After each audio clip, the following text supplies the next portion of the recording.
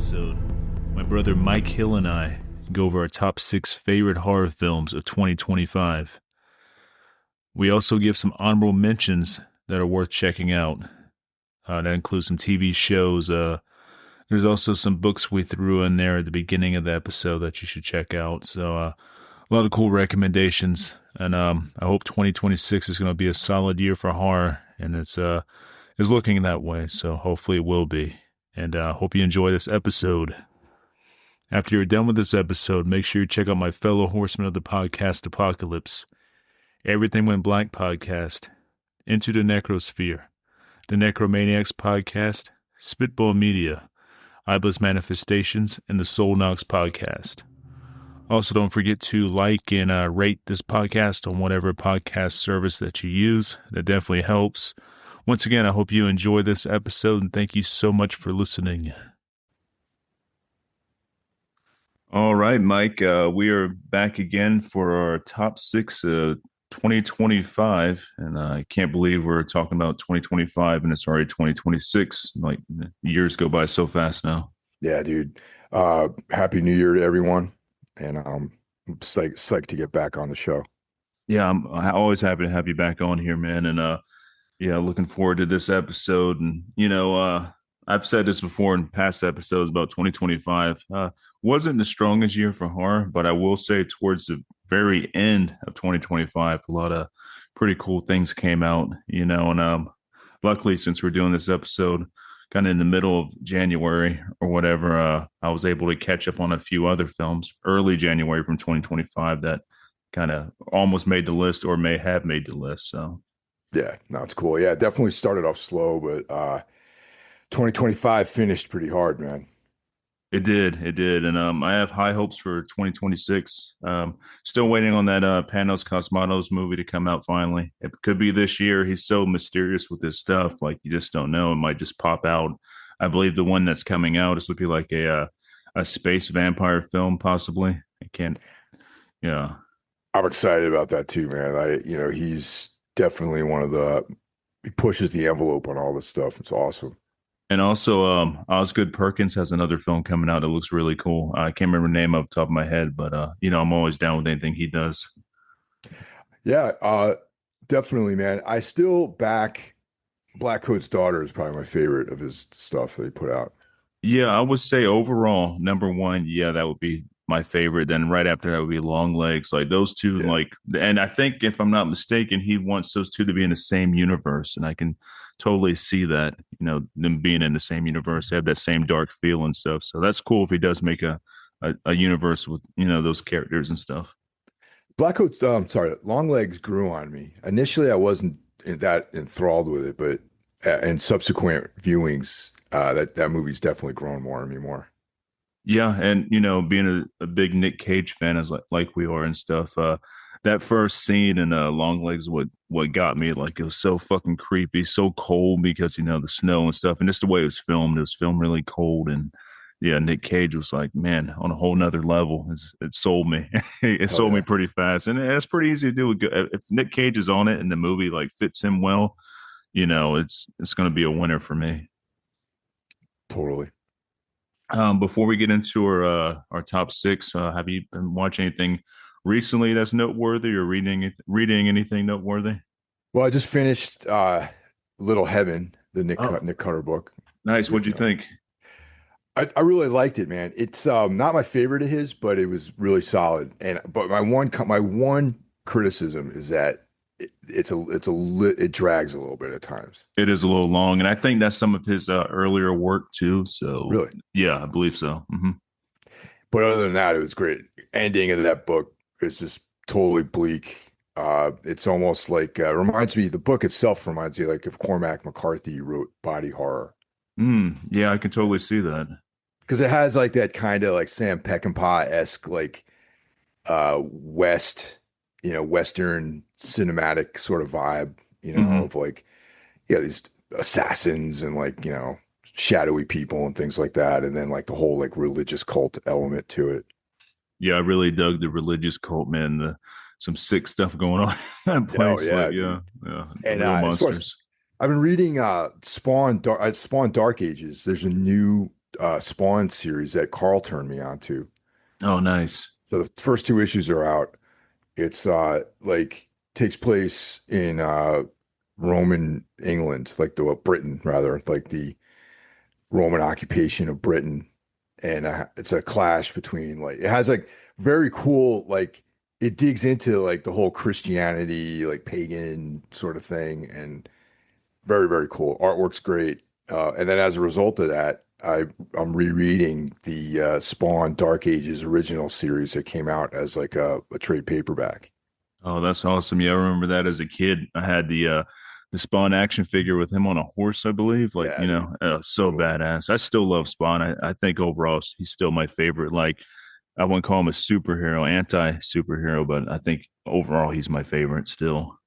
Did you ever catch the animated series that was on like HBO or something like Oh, that? dude, it was so good, so fucking dark. I Yeah. revisited that one a few years ago, and I was like, man, it still holds up so well, so good. Yeah, it's the film came out, which, of course I saw the movie, but it didn't, it was like completely opposite to what I thought the film should be like. And Hmm. then the animated series came out and I was like, yeah, this is the deal right here. Yeah, it was so dark and bleak. Really dug the soundtrack for it and stuff. It was really good. And on the subject of Spawn, there, I do like the original movie. I know some of the CGI was questionable even for back then, but like the design of Spawn was cool, and I like Michael Jai White. So I recently got Amazon had to sell some Arrow stuff, and I got the Arrow version of Spawn, like the special HDR edition or whatever. It just came out, Nice. so looking Yeah. forward to rewatching that one. And it has a really cool new metal soundtrack. Oh, It brings fuck back the yeah, dude. memories, yeah, like Yeah. Filter and shit. I'm like, it's not now it's classic, so I can go back and listen to it without feeling too guilty. Filter's not bad, man. No, I Filter don't, ain't bad. yeah. Yeah, they're like a little bit, I, I have like, I didn't like any of that stuff at all back then, but like, it's funny. Like, I'll back Filter at least. It's got Yeah, that the dude was in Nine Inch Nails, so that's kind of cool. yeah, no, Filter's cool, and also the lead singer of Filter, his brother is T1000. What's his name? The dude who played T1000 in Oh, Terminator really? 2. Yeah, that's his brother. No shit. Yeah, Robert Patrick, I believe. Oh, wow, dude. I love that guy. That guy shows up in The Sopranos. Like every now and then you see him Yeah. around. And then there was that sleeper film, What Josiah Saw, that was on Shudder a few years ago. Oh yeah, yeah, that was a good one. Yep, That he was in that. that like yeah, like kind of gothic, Southern Gothic horror film. So fucking good, man. He was great in that. Yeah, but yeah, that's his brother. Ain't that crazy?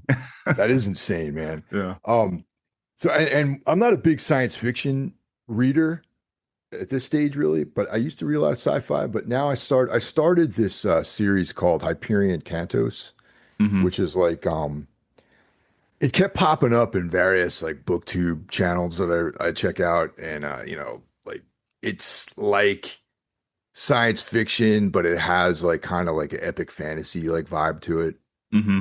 So I just started it last night, and it's actually really really good. There's like a esoteric sort of vibe to it. Like sort of cultish kind of thing, but it's a complete total hard sci-fi like series. That's cool. Yeah, I haven't heard of that one. Might be something I might check out. I'm into sci-fi as well, like dark sci-fi. So Yeah. that might be something. Well, it's definitely dark. Like there's like some demonic like entity in it, and it's cool. Hmm.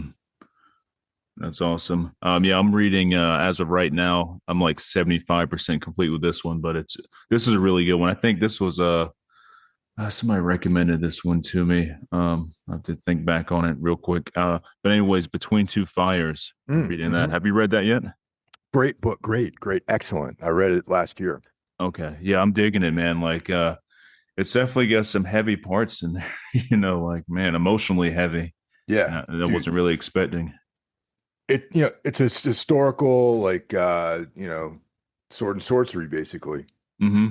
And it what I dug about it is the way they portray the angels in there, which is like the kind of Elohim like Christian. They're almost like demons. Like they're not like these winged like guardians. They're these like weird shaped like Yeah. beings. It's cool. This was recommended by Paul. So yeah, Paul from yeah, Restless Spirit recommended this one to me when we had our episode last year when we were talking about novels and stuff. So Yeah.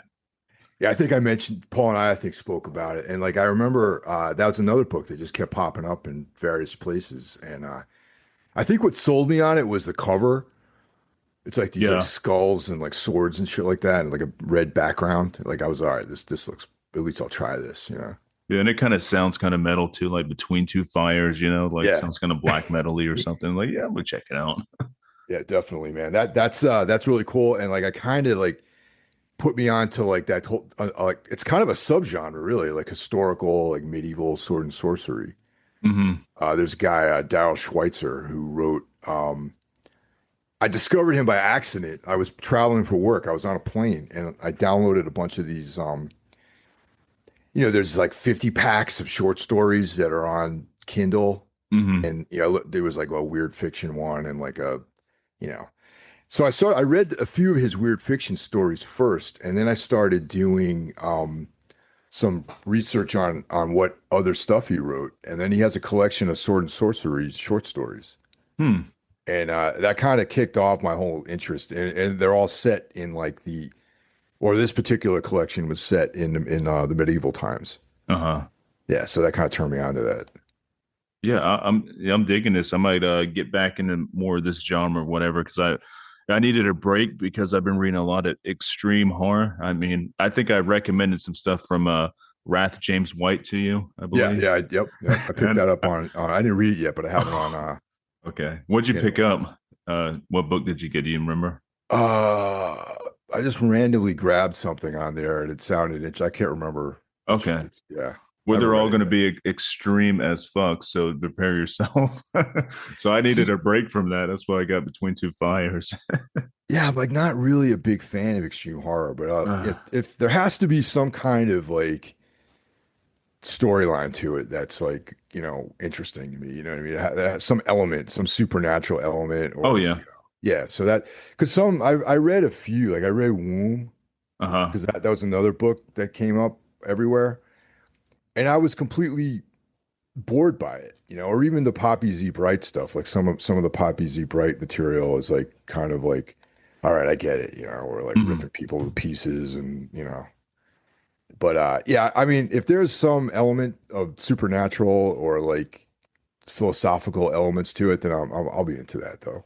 Yeah, he definitely does throw that in there because I just had him on the show. Was it last weekend? That Yeah. episode's not out yet, but yeah, we're talking about his stuff and everything, and yeah, there's a lot of those elements in there because he complains about that too about a lot of these extreme writers coming up now that there's nothing but gore and no story. He said that's boring. I'm like, I agree. Yeah, like a number of years ago, I read this book. It came out, it was like a chap book. And I'm like, oh, let me support independent writers. And I bought it at like a heart, like I think it was like maybe the Asbury Park like there was like this Krampus convention or something down there, and I picked up some dude was selling his books, and there Mhm. was these like chapbooks that he wrote, and it sounded interesting. It was like, oh, there's like some entity that like lives in this mountain and on a mountaintop, and I'm like, I read it, but it was like an extreme horror novel, and basically all it was just like rape and abduction, and just not into that kind of stuff. Yeah, I totally understand. Yeah, that's pretty rough. Another guy who's, I guess, I don't know if you throw him in extreme horror, but he kind of like he toes the line a bit. But his stuff is more like definitely more Lovecraftian and everything.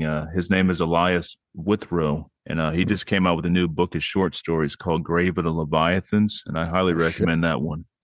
that sounds cool. Grave It's of the got an Leviathan. awesome cover too, dude. The cover looks bad. The cover alone would draw you into this, but I like the title too, man. yeah, it's fucking metal as hell, Grave of Leviathans. But that's a good one. I recommend you checking that one out. He's a great writer. If I've read a bunch of his stuff, and he's got a film that's going to be coming out hopefully soon that is based off one of his books. So keep an eye on him. I'm gonna get him on the show too. I just haven't really Nice. contacted him hard yet. But yeah, Elias Withrow, man, he is great. And That Schweitzer collection of those medieval stories, that's called We Are All Legends. We Are All And Legends. yeah. The stories are all like the stories are all like 10 pages long or something, but they're really cool.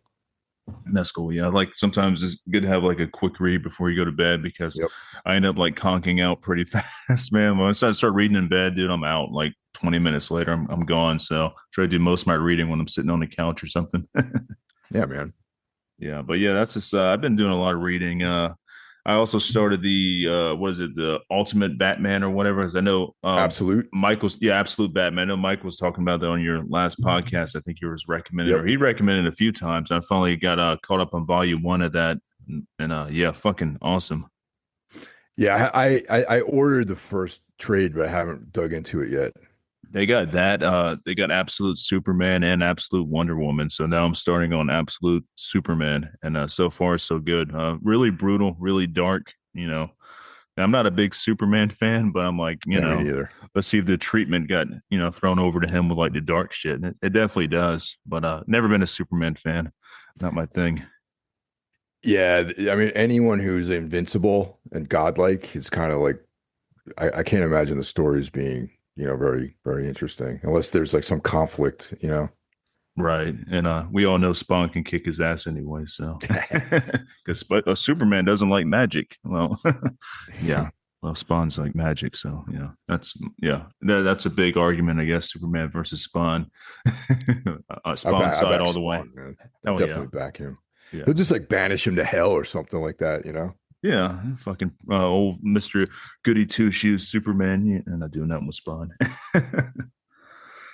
All right, cool. So I was thinking we start down from the or number six and work our way up to number one for our favorites of 2025. And then after that, give some honorable mentions because there's a few that could have took the spot for number six. Like it was hard figuring out which one's gonna be number six. So I put those as honorable mentions. All right, so you want me to kick it off? Yeah, yeah, if you would, that'd be All right, great. cool. So this one was actually my number one for half of the year last year because of just how, lean our pickings were for horror films. And so my number six is Bring Her Back, which came out back in May of last year, and that's the Danny and Michael Philippou production, the same Hmm. people who brought us Talk to Me, Hmm. and I did not like Talk to Me. People have said, "Oh, yeah, give it another shot, watch it again." I just cannot get into it, man. But Right. Bring Her Back, it completely. I did a complete about a face on their work, man. It's like it reminds me of those French extremity films that came out like 25 years ago, like like Martyrs and Inside and those types of films. Hmm. And it had a very unsettling vibe. The acting was great in it, and it did not have a happy ending. So I was No, not pretty, at all. yeah, just a dark, dark movie, man. Yeah, that's definitely a dark movie, and it's also my number six. Really. Yeah. But wasn't that was kind of what was carrying the flag for most of the year, though, man, in my opinion. Yeah, for the most part for me it was ranked a bit higher, like maybe third, through the most of the year last year, but some other things overtook it. But yeah, I'm right there with you because it was a very lean start of the year of 2025. Yeah, I feel like it wasn't like when May came around and that movie showed up, it was like, all right, now I feel like 2025 horror film starts with this because everything before that I just wasn't interested in it. Yeah, yeah, totally. It was a weird year. Hopefully, like I said, this year will be a bit better, but we'll see. So far, I haven't watched anything from 2026, so yeah, I know it's only early January. Yeah. But yeah, also my number six is Bring Her Back. Yeah, dark and brooding, but I also like their film before that. I know I'm like on the outer ranks to that when it comes to liking the film before. Was it Bring Her Back? Wait a Bring second. her. It's called Talk to No, Me. talk to me. I get them Yeah. confused a bit, but yeah, I enjoyed that one. I definitely enjoyed Bring Her Back more. It's definitely darker and just it's like visceral, nasty kind of movie. Especially the homemade VHS tapes or whatever they're playing at the beginning and towards the end with the ritual. I thought that was really awesome. And they don't give too much away on that too, which I thought was cool. Like they don't linger too long on the video footage. Like you Hmm. just get these little glimpses of it, and I think that's super effective. And the same thing with the ritual. They kind of outline it, and but there isn't like this big information dump about anything. Hmm. And those once again, like that type of footage the video footage. It reminded me of an Event Horizon where they had those like horrific scenes that happened, and you don't see, you just see enough to unsettle you, you know?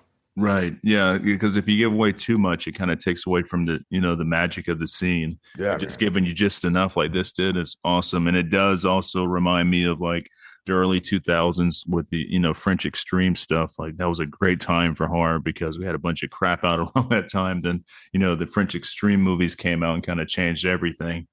You And see, but that's what I'm talking about. Like those films were very brutal and extreme, but there weren't like extreme horror. Like there was like sort no. of like a more elevate. I hate to use that word elevated, but a more of a philosophical component to it. There was a Mhm. narrative. There's like a story. There was like some point to all the brutality. Yeah, it just wasn't violence for violence, kind of like I think are imitations of those like Hostel and stuff. I was never a big fan of the Hostel films. The first one was okay, but it just kind of pointless to me. It was very one dimensional compared to Yeah, like the French extreme stuff. And I think that was like our counterpart to that. yeah, totally. Yeah. But yeah, also another thing with Bring Her Back or whatever, I thought the relationship between the mom and the step I know not a foster kid was Yeah. fucking I was like, man, that's so something's gonna happen here. Like, don't let it happen. Like, I don't want to see those two together or anything like that. You know what I mean? It's like she was hitting on him the whole time. It's a Uh, weird vibe going on there. It's real creepy. uncomfortable, man. The whole movie is just uncomfortable and unsettling and just nasty. Yeah. And I don't know if you ever heard the directors in an interview before, but they did one with Mick Garris before. Oh, Postmortem was when he stopped doing postmortem, but they were on his show. And these two guys, man, like you would not think they would do a movie like this or anything in the horror genre. They're so like fucking they're very cartoonish all oh yeah. over You the know what? place. I did hear that on Mick Garris's. Yeah, it was like a couple years ago when Talk to Me came out, right? Yeah, yeah, yeah. Yeah. I used to listen to that show religiously. Oh man, that was like my Bible podcast. I was so sad when it ended, but he had his reasons and stuff, and he's working on something right now that either it's gonna be movie or book form, but something's cooking, he said. So that's cool. But yeah, these guys, man, like these are the same guys that made this dark ass movie. Like, how's that work? It's like they're so like animated, cartoonish, and I think they made their like living on YouTube doing like crazy like prank videos or something. I don't know, but yeah, more power to them, man. Because their movies are if they can keep it in this direction, we're good to go. Just real quick about YouTube, man. Like there's like so much shit out there that's kind of awesome. Like there's like all this kind of analog horror that these like uh independent filmmakers are doing. And ever since Skinamarink came out, I've been kind of fascinated with that whole world because that dude who made Skinamarink is one of those analog horror like guys. Hmm. No, I There's like agree with YouTube you. channels with just there'll be episodes that are like 3 minutes long and they just create this narrative. It's pretty cool.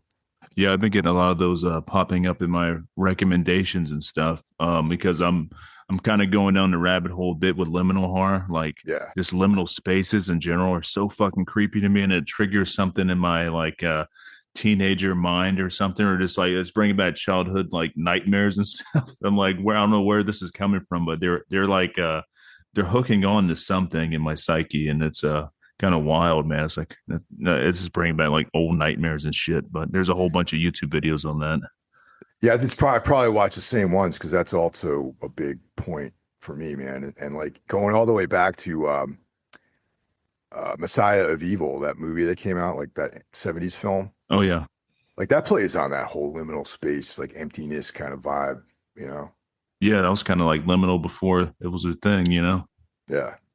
But yeah, YouTube has a ton of good stuff. I recommend everybody going down that rabbit hole. You just got to start with one video, like say liminal horror, like analog horror. Then everything else be recommended to you. Then you're going down the rabbit hole. Yeah. Yeah. All right. So now we're to your number five, I believe. Yeah, this one is something that we accidentally discovered on Necromaniacs. It was a film called Strange Harvest, Oh hell and yeah. it came out August of last year. And Stuart Ortiz, the guy who did Grave Encounters, was behind this one. Hmm.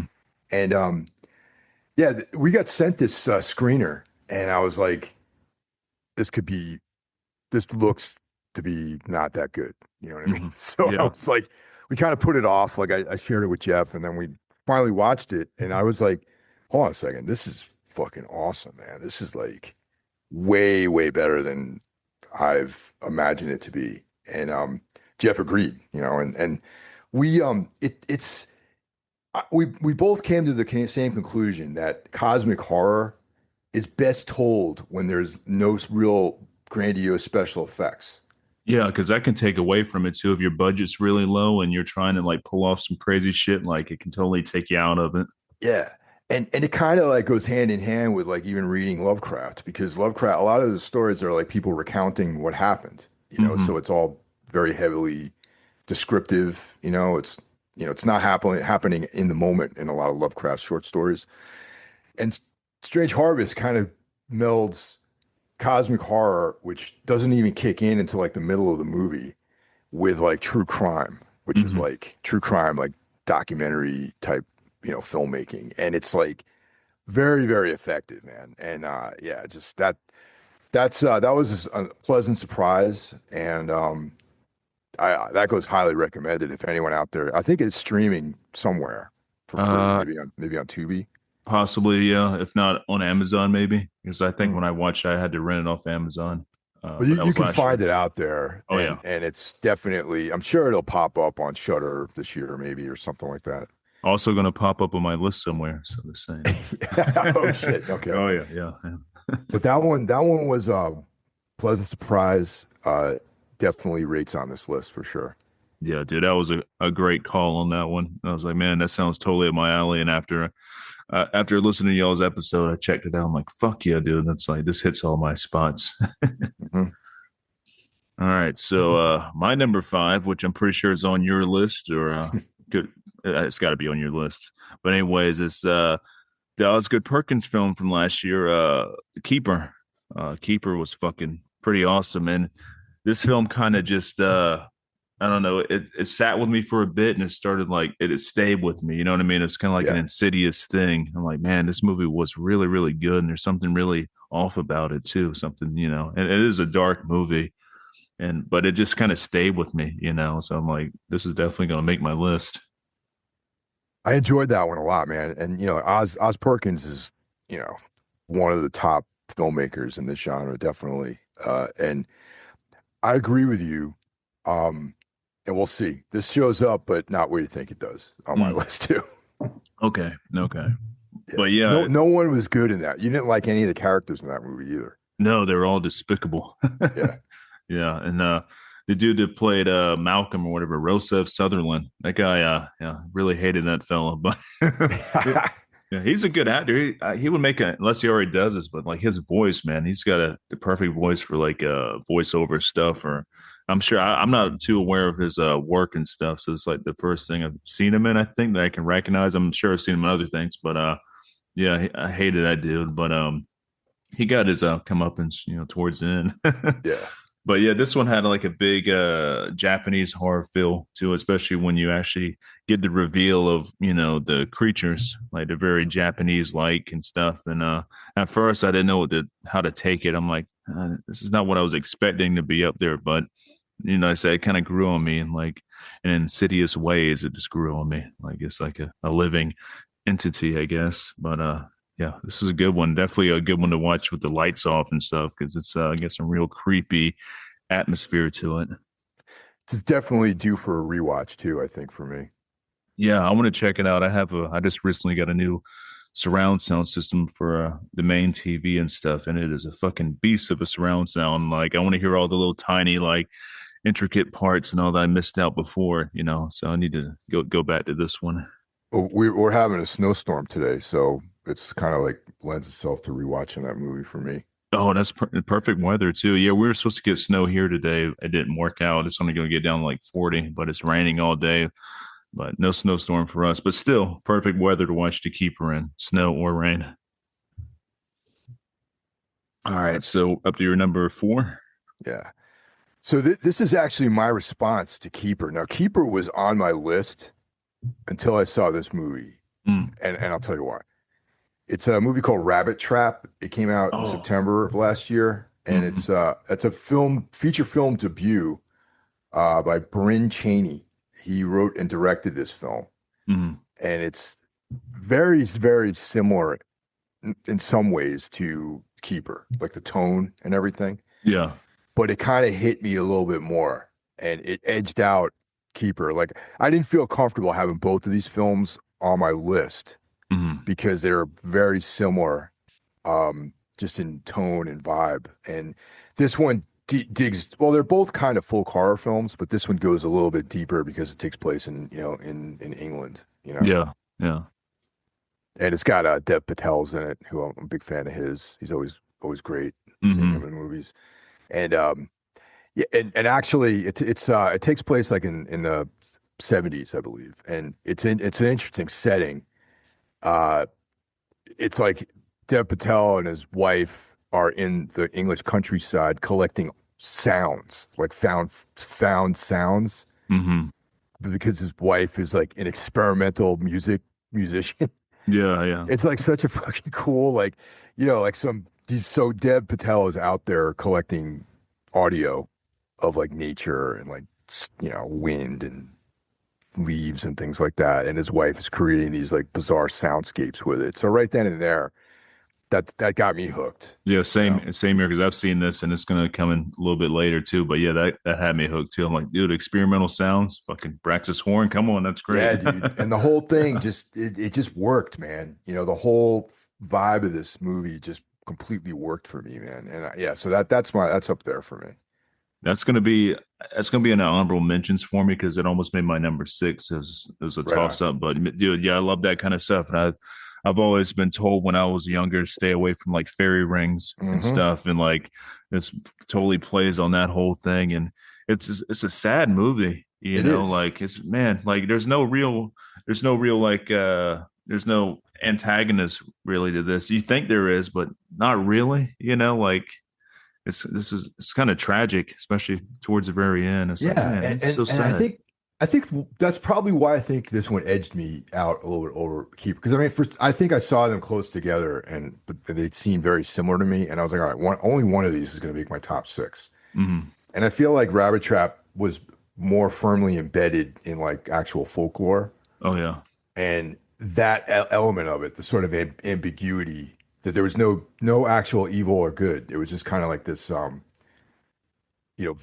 a very pagan approach to the whole movie, if you know what I'm saying. Like, Oh yeah. like the underworld in, pagan mythology is not a bad place necessarily, you know what I mean? And it's Hmm. like this whole thing with the fairies and everything, the fae folk and all that was like very, very interesting to me.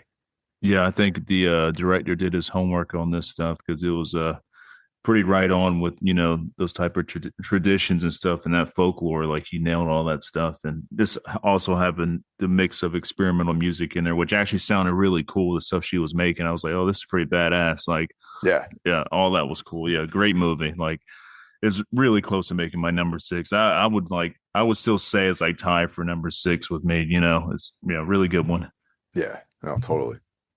All right, so we're down to my number four, which is a heavy hitter, emotionally heavy. Jesus, this is a hard one, but yeah, that was Stephen King's The Long Walk, Oh, yeah, dude.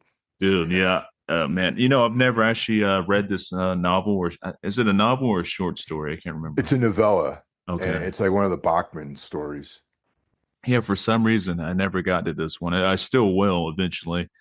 But yeah, so I kind of went in this one blind, but I knew the premise of it, from some synopses I've read and stuff. And man, what a heavy hitter! A lot of great dialogue. Like the actors were all fucking killer.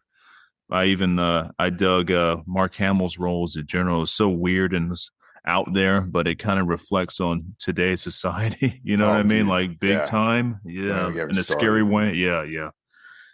So this one hit pretty hard, man. And yeah, just the bonds that were formed with the kids and stuff as they're walking this fucking mile to death or whatever, miles to death, like the bonds and the relationships and all. Like when somebody died, it hit hard, man, especially the ending and stuff. Like it was a hard hitter. That's all I got to say. It's emotionally the heaviest movie I've seen this year, and very good, very horrific in a more reality based way. And definitely one of the best Stephen King adaptations, I think. Even though I haven't read the book, but I can, from what I hear, is one of the best Stephen King adaptations of his stories. Yeah, this one was a 5 out of 5 for us over at Necromaniacs. Hmm. I loved it, man. And, this is definitely going to show up later for me too. But yeah, just such a somber film, man, and like my take on it was like for years we've been hearing about them trying to adapt this movie, and I was thinking to myself, like, how the hell are you going to adapt this movie, man? Like, it works so great as a in a literary like piece, but like, how would you make an interesting film about Hmm. this? But they did. Oh, and they nailed it too. Like supposedly from what I was reading, the kids and all were actually walking like a couple miles, actually walking more than a couple miles a day. So a lot of like the exhaustion and all was actually real, to Yeah, get those shots and all. So I'm like, that's dedication to the craft, and it's just so well done, well shot and everything. Like it's also a 10 out of 10 for me and my scores or whatever. It's just, yeah, man, what a great movie. yeah. All right, so now we're getting into our triumvirate here, our top three. Oh, So oh yeah. yeah. So for me, it's 28 years later, which was Same for like me. that really that very divided. People are divided on this, but it's Danny Boyle and Alex Garland working together again. Hmm. This came out back in June, and I remember we went to go see it at the Alamo Draft House in Staten Island, and it was like a afternoon, like Friday afternoon kind of thing on opening day, and it was just fun to go see it in the theater. Hmm. But also, it just I went in there completely like because I didn't really care for 20 the second installment to this series. Yeah, same here. I mean, it was cool, but it didn't have the same feel as the first one. The first one I thought was a classic. Oh, 100%. And I had no idea where they were going with this thing. And then right away it just grabbed me. And that scene of them crossing that, into the onto the mainland where the father and the son are like Hmm. basically marching into war, and they have that Rudyard Kipling poem being recited, and the cuts of all this different medieval action and fucking violence and war, and then cut in with the infected, and it just was heavy. Like it just hit me hard about how it's just like maybe the history of Britain and conflict and wartime and stuff like that. Just and then it just now there's a new war with these like infected. Yeah. And then from that point on, it took on this like very fanciful, like a sword and sorcery story. Basically, you have like a Mhm. wizard, right? And you Yeah. have Yep. someone who's on a quest, and then you have all these basically orcs, who are trying to like get him. Yeah, pretty much. Yeah. Yeah. Big sword and sorcery feel. Yeah, you're totally right. Yeah, and then there's that wild ending with the Jimmies. They show up, Yeah. and I then was like, there's what that the whole fuck is this? storyline. Yeah, that Yeah. storyline. It's was in the background, but my take is that my feeling is that the new one is going to expand on all that the Jimmies and stuff. Yes. And I've heard good things. I've heard a few friends have checked it out and I saw the reviews and they're saying it's great. So it's good to know. Yeah, I know Jeff didn't like this so much.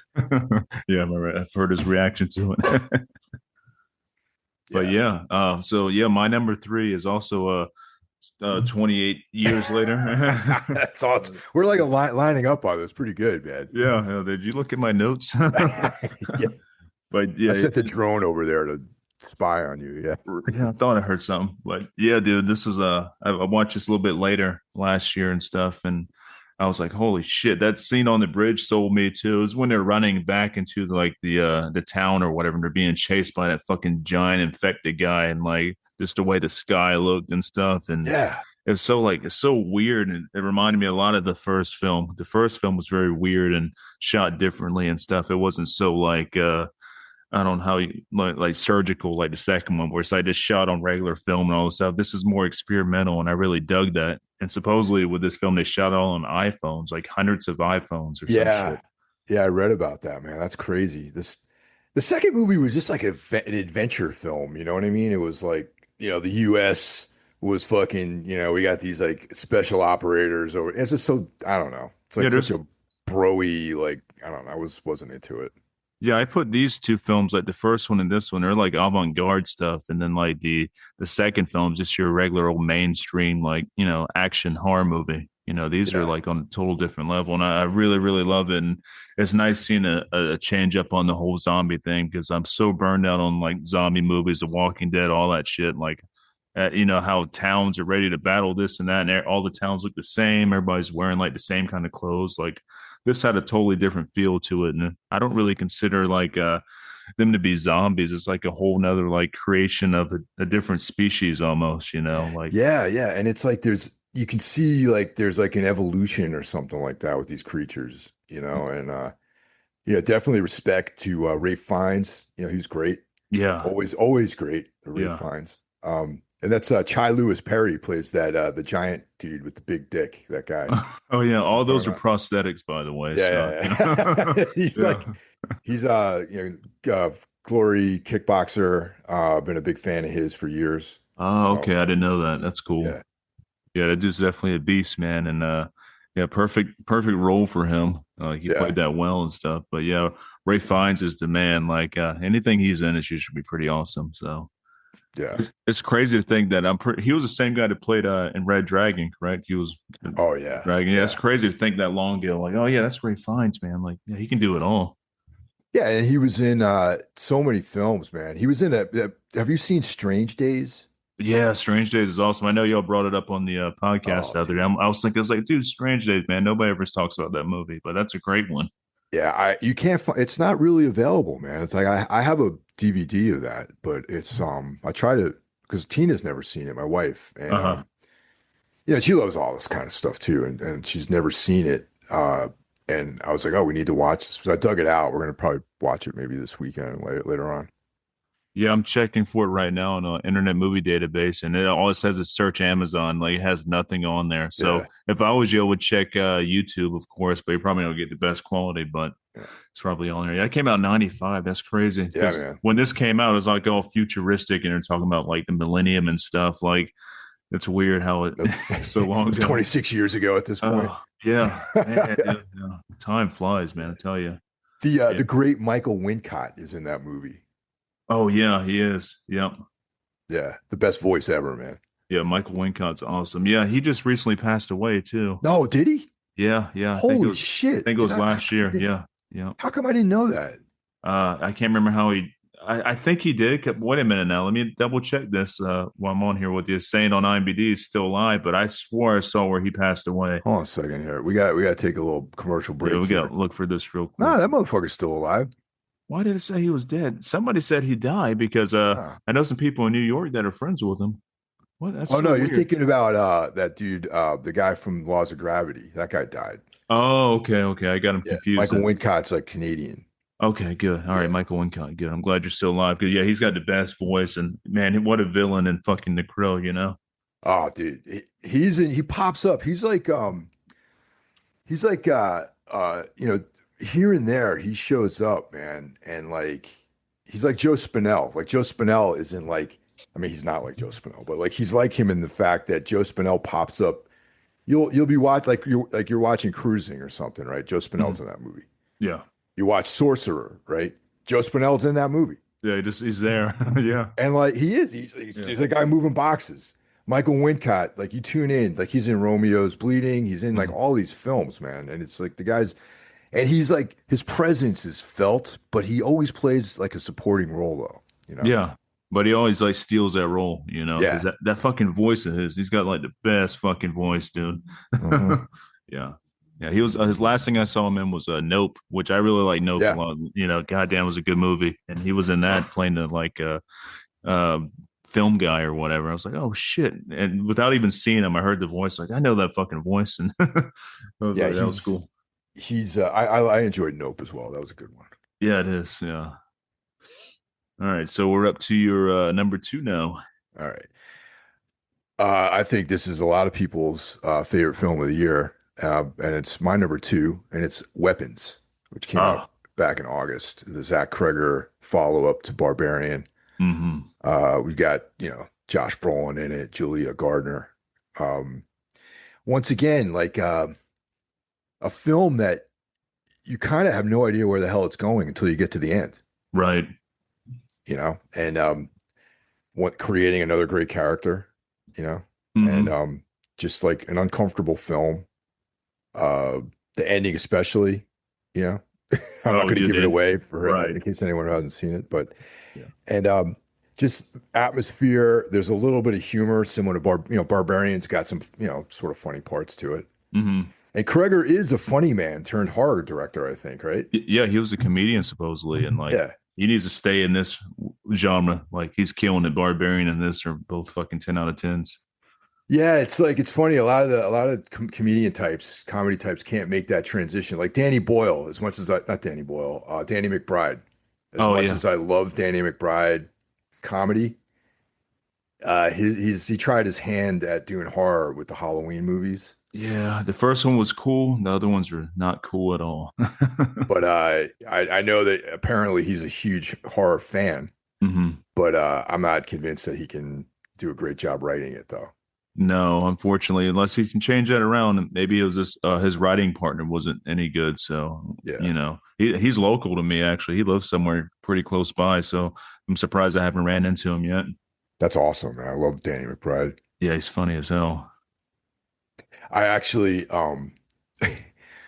we were on a tour and we were in the South and we were eating at a the hell's that chain there? Waffle House. Nope, nope, not there too. But anyway, that one of these chains that are down there.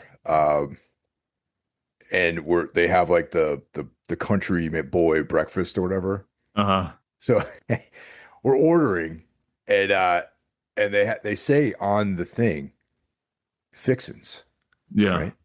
So when she asked me what I wanted for breakfast, I was like, I'll get the country boy breakfast with all the fixins. That's awesome. That's the Cracker Barrel, right? I bet. Cracker Barrel. Yeah, There you yeah, go. yeah, yeah, yeah. Yeah. Oh hell The yeah. farmhand breakfast or whatever the hell it's Oh called. yeah, dude, they got some good fucking food, man. I know they're a chain restaurant, but their food's pretty good breakfast wise, anyways. Dude, I back what the hell Cracker Barrel. I Yeah. back totally back them, man. It's like there's a certain quality that you got to be aware of when you're out traveling in the country. You know what I mean? It's like solid, breakfast, solid food, Cracker Barrel. I fuck with Denny's. Yes, love Denny's is Denny's. like Yeah. another one because Yeah. a long time ago I got food poisoning on tour twice in Mm. one tour, eating from these like greasy spoons, man. Ah. And I was like, you know what? I'm gonna stick with the chains when I'm out there in the hinterlands, and because like you go in, I remember right after I recovered from the first bout of food poisoning, I was like, we ate it at Denny's, and I'm like, oh yeah, we got air conditioning. It's like, the menu's the same. I know that Mhm. there's a certain standard that they have to uphold, and I'm not gonna get poisoned by the food. Yeah, you're right, man. Like Denny's is solid. If you can, they're closing a lot of them in my area, unfortunately. Oh And they're like a man, staple of the South, and they're closing a shit ton of those. They're keeping their Cracker Barrels, but yeah, I fucking love Denny's. And I have been also food poisoned on tour before. It was from Subway in West Virginia. I got a oh fucking dude, regular egg like breakfast sub or something. Oh my dude, it killed me the next day. I thought I was dying. I'm like, we had a show to play that night, so I just stayed in a hotel room and got sick all day until the show came time. it's like the worst, dude. Ah, Totally. yeah, so Um, bad.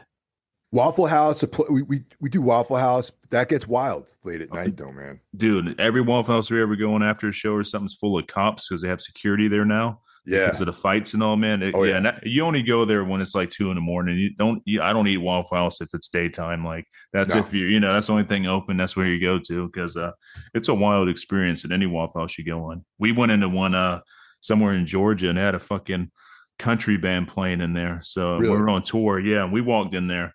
Everybody just hushed and stared at us I know because that feeling. Yeah, yeah, it's yeah. like we went to like a rally or some shit like that, like a KKK rally or something. Everybody looked at us like, oh shit. I'm like, we still ate there, but very uncomfortable. Eyes were on us and stuff. Like, look at these fucking demons coming in here. It's like the house of the Lord.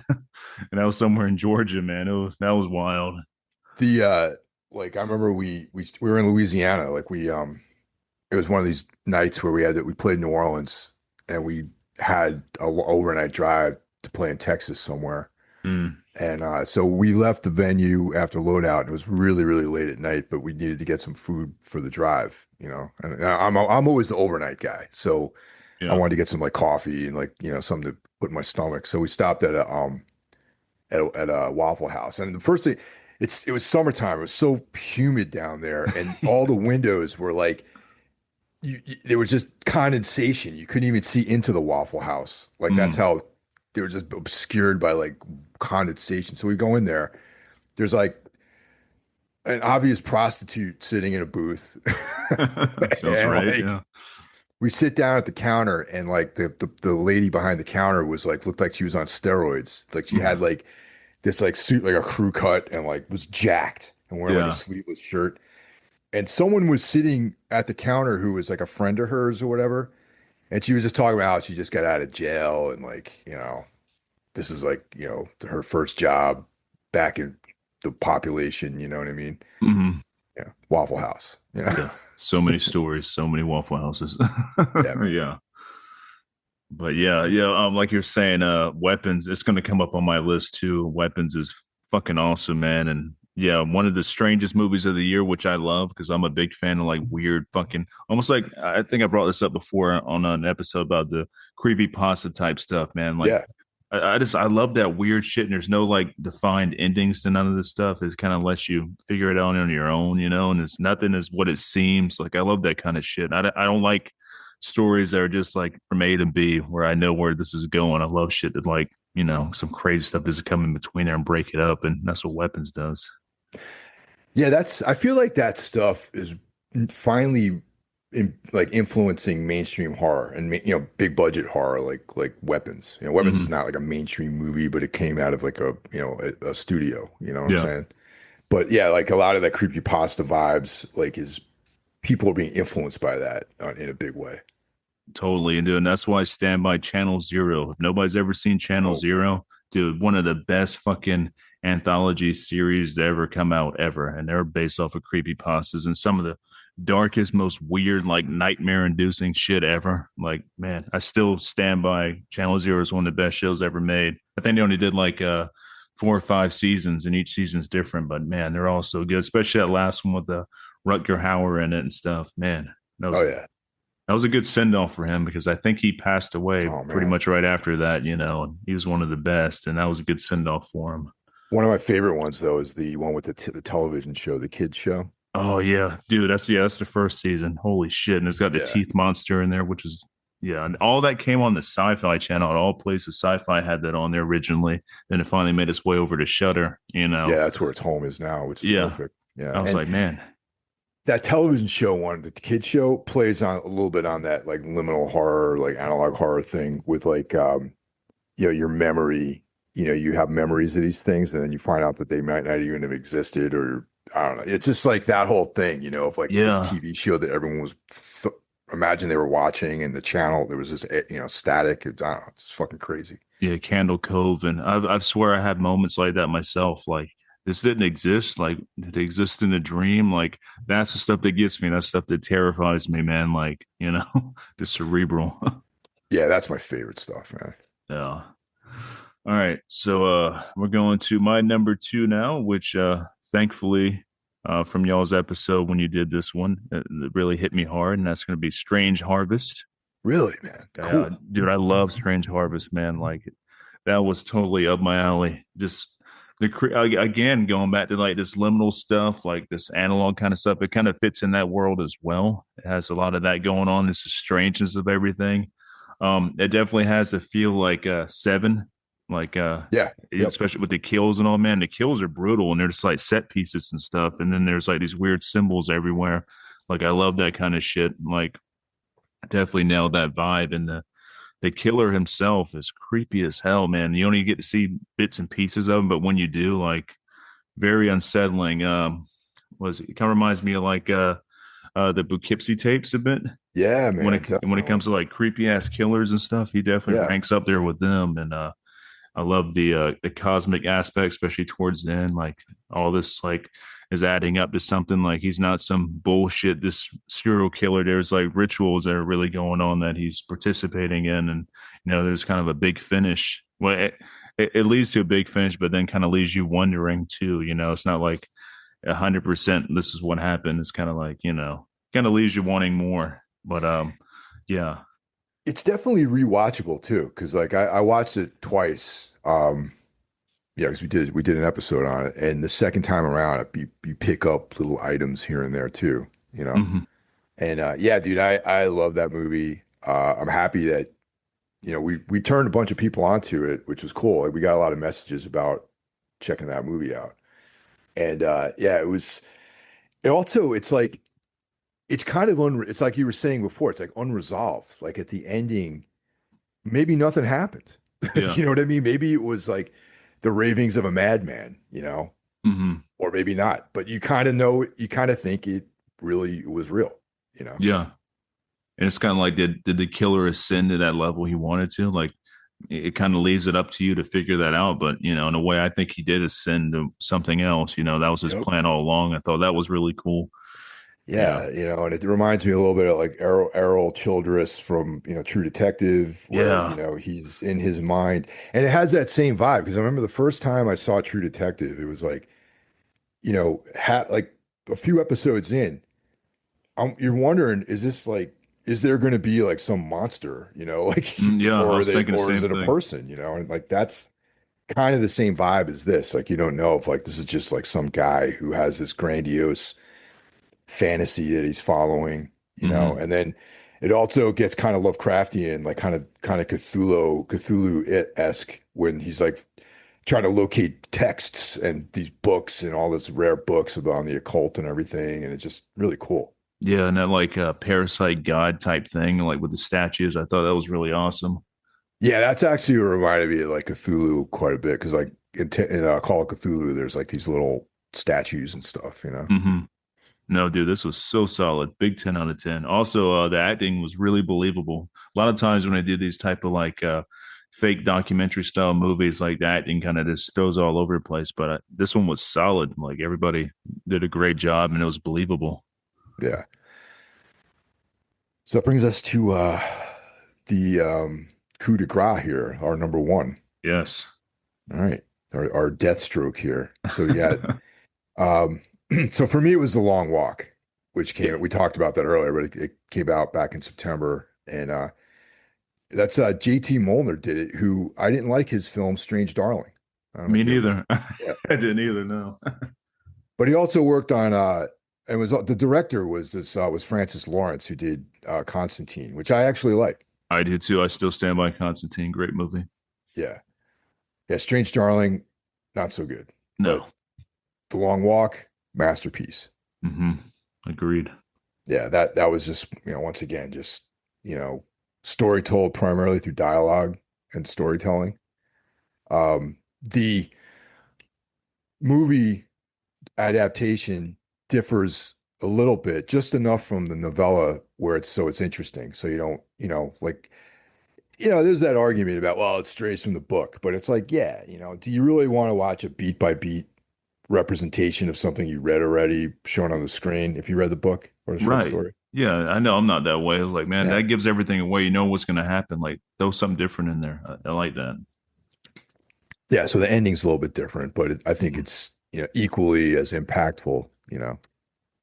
That's cool. Yeah. Sad, very sad story too. Yeah. Like I said, it's so fucking heavy, man. I was pretty messed up for the whole weekend after I watched it. Like, Yeah. man, that was so what a downer. Yeah, so it was 2025 turned out to be a good year Yeah, for definitely. movies at least. Yeah, yeah. So I guess we'll go to my number one now, which we already talked about, which was your number two, and that's gonna be Zach Krager's Weapons. Fucking like I said before, great fucking movie. Weird. You don't really know what's going on, and they kind of leave it that way. And I gotta say, Anne Gladys is terrifying, man.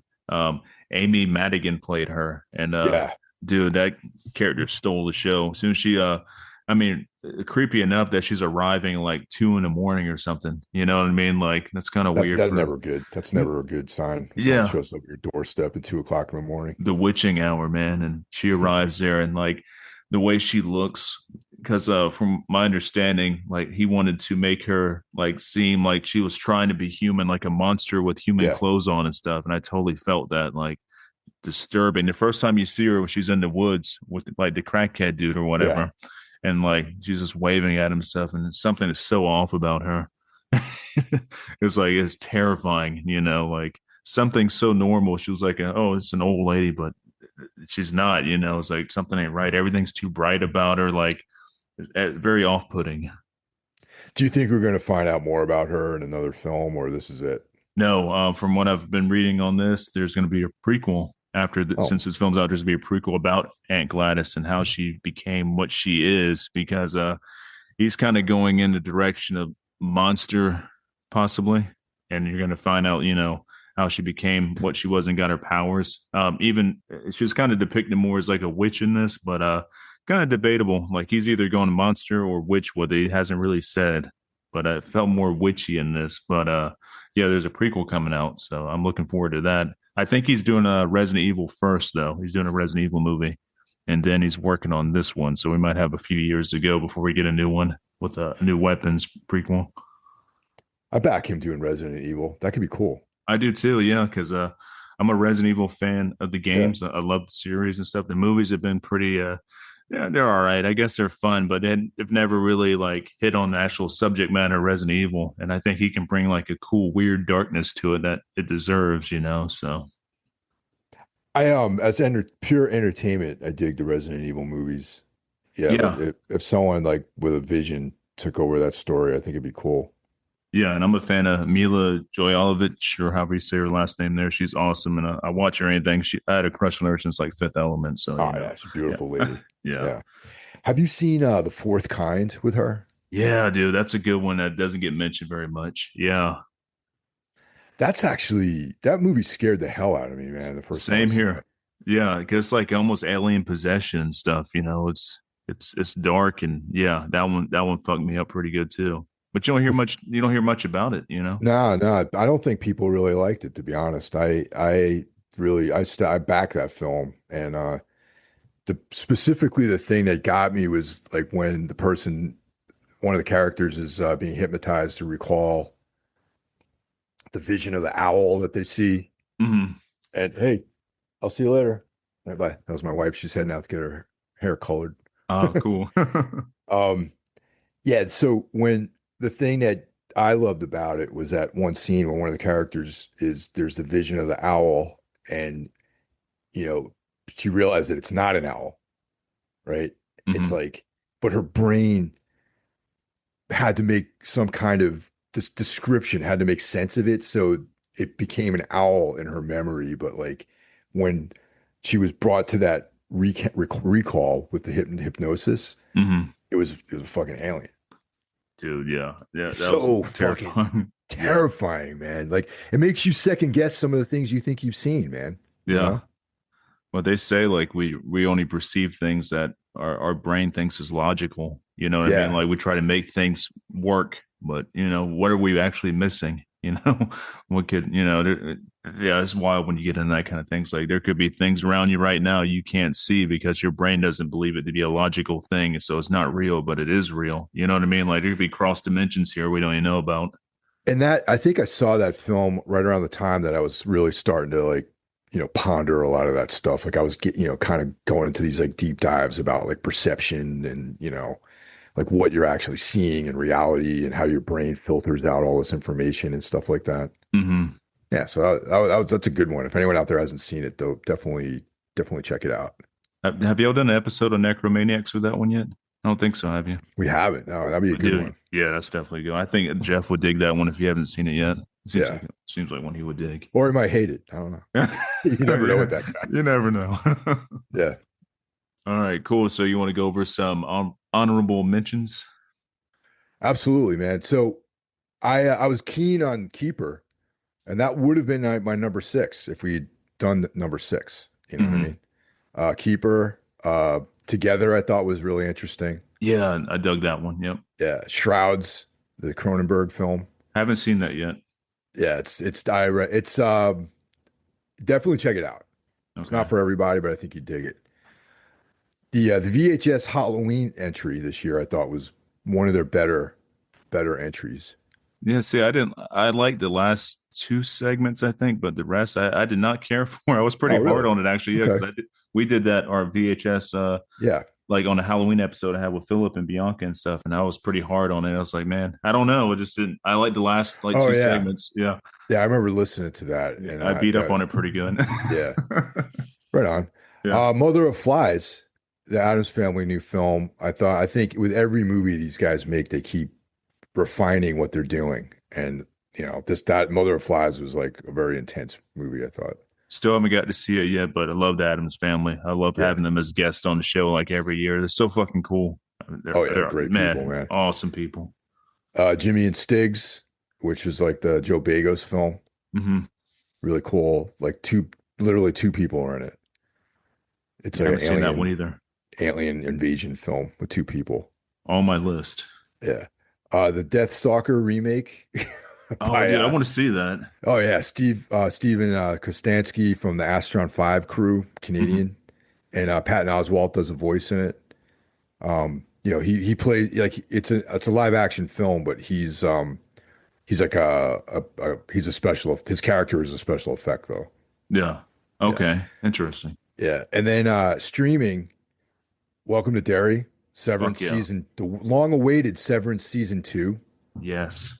and Alien Earth, which I know that you were kind of lukewarm on too. Yeah. Yeah. It really finished me off towards the end. I wanted to kill that Peter Pan looking motherfucker. And I don't know. And then seeing the alien out in the daylight kind of killed me. I don't know. It had good atmosphere. It just didn't do it for me.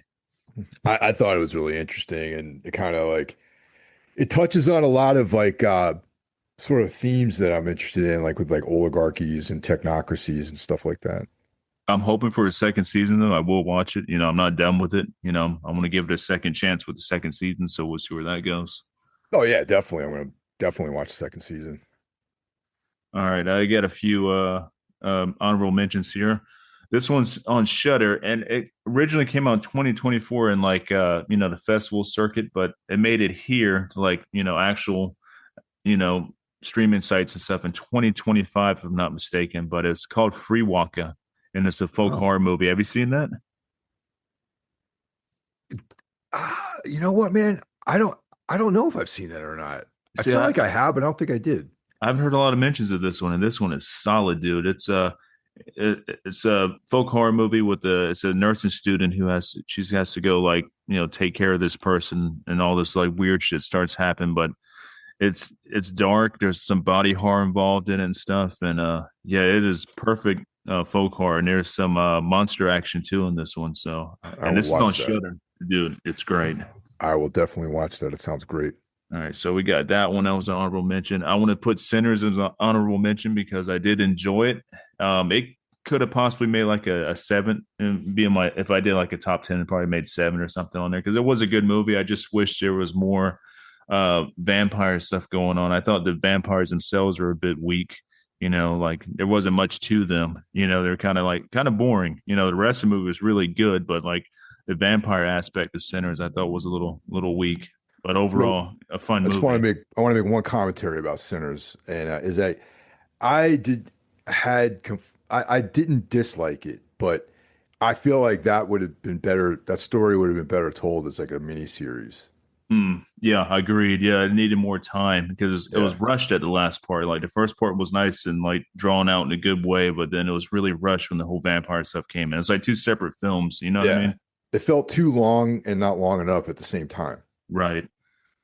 It was no Dust Till Dawn because Dust Till Dawn really nailed that thing where it turned into like a crime movie at first and the fucking all out, splatterhouse fucking vampire movie towards the end. That's how you do it. But this one here was just a bit too long. If it Yeah. was shortened up a bit, I think it'd be better.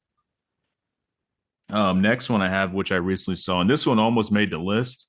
This was a hard one. This could have been tied for like a number five or something, but I really dug Begonia. Have you got to see that I yet? still got to see that. I remember you recommended that. I still got to check that out. It's on Peacock, and I think it's also streaming on Apple TV. I know Mhm. it's on Peacock, and dude, yeah, it's great. It's by the director who did He did The Killing of a Sacred Deer, The Yep. Lobster, Poor Things. I love he's got a weird view on things. I really dig it. I like his whole like universe he creates. But this one follows right through with it, and it has a hell of an ending, man. Like the ending is out there, and it's great. It fits with the rest of the film, and there's some really brutal moments in this one, like out of nowhere. You weren't expecting that, like super brutal, heavy stuff, and the acting is really good. So definitely recommend Begonia. Right on. Also, Rabbit Trap is on my list. I really Hell enjoyed yeah. Rabbit Trap a lot. That was great. Like I said, it was a heavy movie, sad, but really good. Also, I got a controversial pick here. Oh That, no. yeah, that I like. I dug this movie, and I must be the only person that actually liked this movie. But I'm gonna say Him is a good movie.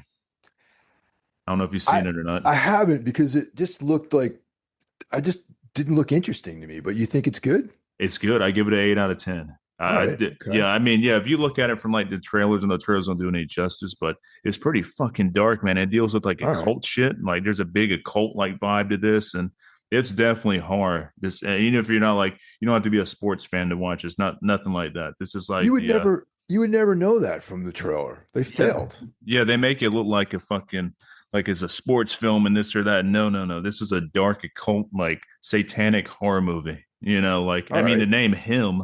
I mean, His Infernal Majesty type. You know what I mean? Like, is Uh-huh. it playing on those words or not? I think it is. And Oh shit. All right. dude, I liked it a lot, but everybody fucking hated it. Like, oh, it looks good, but it sucks. I'm like, I don't know, man. It's weird. It has all. It's yeah. I mean, it's yeah. You got to check it out. Just give it a Is chance. isn't that on like Max or something like that or HBO Max? Also on Peacock. Oh, okay, cool. Yeah, yeah. I know it Yeah. popped up somewhere. Yeah. Yeah. But yeah, don't go by the art for it or none of that stuff. Just check it out, dude. It's dark and has some really fucked up moments in there and a lot of, let's say, the cool occult stuff that, we all dig and stuff. It has all that too. Like, yeah, it's a good one. I liked it. Like, but everybody seems to hate it. So, but check that out. Let's see if there's any other ones here. I have oh yeah, The Surrender. That was another really good like Uh, folky type satanic occult horror that's on Shudder. Have you seen that? I missed that one too, man. That's another one I got to put on my list. Yeah, check out The Surrender. Now, it's low budget, but done very well. And yeah, if you're into like the cool occult stuff, this one I definitely scratch that itch for you. Like that one a lot. Um, Also, I'm gonna say I guess I give my most disappointing movie of 2025, which I went into this one thing knowing it's probably gonna be bad. The reason I even watched it because all the reviews about how it's all like blasphemy and stuff, and I had to check it out like blasphemy, like cool. And Nick Yeah. Cage is also in this, but I think I told Oh, you about this. I said to yeah. avoid it, but The Yeah. Carpenter's Son, absolutely horrible. God, it's so fucking boring, man. It's so bad. Nick Cage, his part playing like Joseph, I believe. Like he was cool. Like his part was good. Just the whole movie in general was absolutely fucking boring as shit. And it's a Oh Bible no. story, anyways. It's still a Bible story. It's fucking boring as shit. But I was waiting for like the blasphemy. I thought I was gonna see Nick Cage covered in blood and guts and shit. I thought there's gonna be more like, a lot of like him going crazy, killing people and stuff. It's none of that kind of stuff. It's very, very boring. The way they do like Lucifer in this is very boring and yeah. I highly recommend avoiding this one at all costs. But I just checked out because it's like, oh, this is the most blasphemous movie of the year. I'm like, oh, cool. And then you see the trailer, you see blood and guts and all here and there. But yeah, it's a bunch of bullshit. Avoid it. That's disappointing, man. I was actually until you gave me the heads up on it, I was kind of like gonna excited to check it out. But Yeah, it was no good, man. But I took the bullet for everybody, and yeah, yeah, yeah. I was like, man, I actually paid for that thing. I rented it for like $6 or something off Amazon. So I was like, man, can I get my money back and get a refund on this? well, this coming year, there's some cool stuff to look forward to. We got the new Eggers film, Yes, Werewolf. Werewolf. Yeah, dude, please be good. I'm sure it is. I mean, the way he's done it, all his other stuff, I think he'd do it justice. Yeah, and Yeah. there's another film called Plagues, which is out there, which I want to see. Oh yeah, I've heard of that one. That seems Yeah, pretty good. and then Bone Temple, the 28 years later follow up. That's we were planning on checking it out this weekend, but there's like snowstorm, and I don't know, probably Yeah, not going to go. a bit treacherous out there, I would think. So Yeah, like we don't go to see. We hate AMC. We're boycotting AMC because it's a fucking just like sucks. it sucks going Yeah, there, and that yeah. So the one theater that we want to go to is like 25 minutes from here. And if the weather's bad, we're not going to really just don't want to deal with it. Yeah, I totally agree with that. And those big theaters are pretty horrible. We have a mom and pop place like maybe 10 minutes away from us called the Terrace Theater, and they're fucking awesome. It's like old school 90s theater. Yeah. You're not no IMAX, none of that stuff. It's run by like it's like family owned and stuff. And as soon as you walk in, the floors are done up like The Shining. So that's always Nice. cool. And yeah, they have like a giant skeleton outside. So, they definitely know their genre, and yeah, that's who we support. So Yeah, but there's definitely some cool stuff. And I think isn't Thanksgiving coming out? Like the new one, I yeah. believe so. I think so. Yeah, so I And that was really enjoyed the solid. first one. Yeah, the Yeah, first me one was too. great. That was fun. It reminded me of like early 2000s ish type shit, but it was good. Yeah. Yeah. So hopefully this year be good for horror, man. And there's some like 10 out of 10s this year that really hit home. Like I said, last year was only like maybe 10 out of 10. So we'll see. But yeah, dude, this was fun as always and stuff. Oh And yeah. yeah, can't wait to do some more episodes with you. And definitely want to get back to doing our Twin Peaks stuff because I'm ready to get Yeah, back we in that kind of fell universe. off on that, man. Around the holidays, things kind of like fell off on it. Yeah, and busy and stuff, but Yeah. yeah, I want to get back on that, man, and get back in that whole universe. Definitely now because I need that, to get away from all the chaos in the world. So, Every day is bad news, man. yes, sir. Every day, every That's single day. that's why we need Twin Peaks. We need to Yeah. stay in that universe. Yeah, man. Well, this has been fun, dude, and I hope you have a good rest of your afternoon. You too, man. Enjoy yourself. Oh yeah, we'll talk again soon. You got it. All right, take care, guys. Later.